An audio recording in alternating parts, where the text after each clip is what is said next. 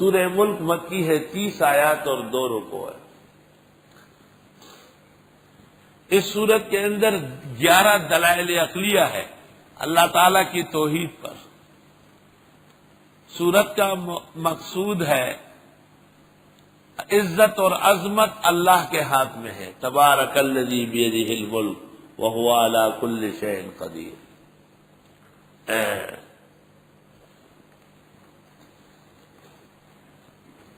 یا رب،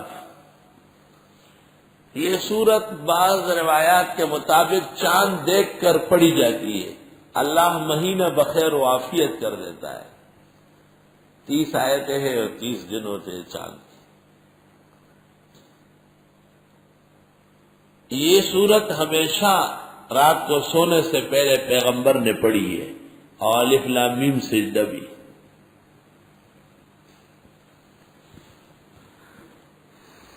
جو شخص یہ سورت ہمیشہ پڑھے گا اللہ قبر میں اس کے جسم محفوظ رکھے گا، کیڑوں سے اور عذاب سے بچائے گا۔ اور ترمذی میں ہے کہ جس قبر کی آواز صحابہ نے سنی تھی اس میں سورۃ ملک پڑھی جا رہی تھی۔